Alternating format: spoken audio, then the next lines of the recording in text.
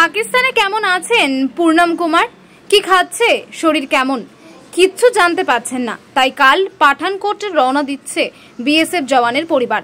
পূর্ণম কুমার সাহের স্ত্রী রজনী সাহ বলেন, 4 দিন হয়ে গেল, একটা লোক কি অবস্থায় আছে, খাওয়া দাওয়া দিচ্ছে কিনা তা জানি না।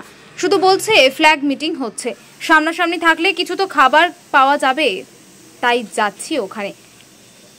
কাল রাতে ব্যাটালিয়নের সিও জানিয়েছিলেন সেখানে যাওয়ার প্রয়োজন নেই, কথাবার্তা চলছে জওয়ানকে দেশে ফেরানোর ব্যাপারে। আজ যখন কথা হয় তখন জানান ওখানে যেতে চাইলে যেতে পারি, দেশের সব স্তরে কথা চলছে, তাই আমরা পাঠানকোট যাওয়ার সিদ্ধান্ত নিয়েছি। যদি ওখান থেকে কোনো সাহায্য না পাই তাহলে দিল্লি যাব। প্রধানমন্ত্রীকে অনুরোধ করব, স্যার কিছু করুন।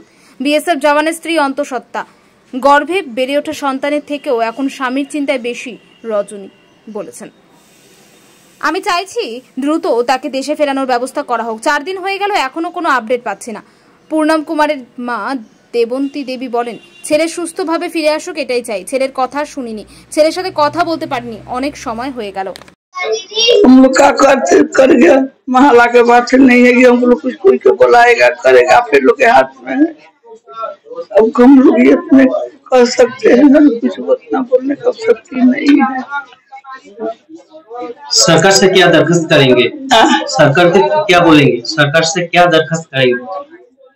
ये दरखास्त करेंगे कि हमारा लड़का अच्छा सही सलामत से आ जाए, सामने छोड़ अपना एरिया में आ जाएगा, पोस्टिंग में आ जाएगा तो हमको टेंशन थोड़ा दूर हो जाएगा, वहाँ से निकल जाएगा। तो वहाँ है तो बहुत टेंशन।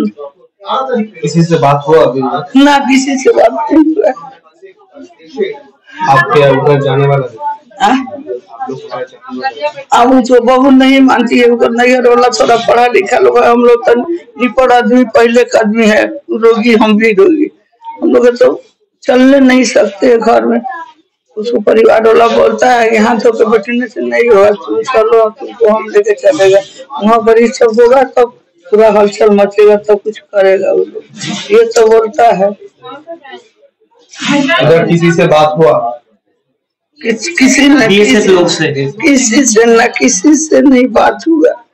बात होता तो चलो शरीर अच्छा दोस्त होता, शरीर सुंदर नहीं होता है। बात होता तो कोनो बात नहीं होता कि हम लोग आशा रहता कि चलो आज न काल छूटेगा, बात नहीं होता है एकदम।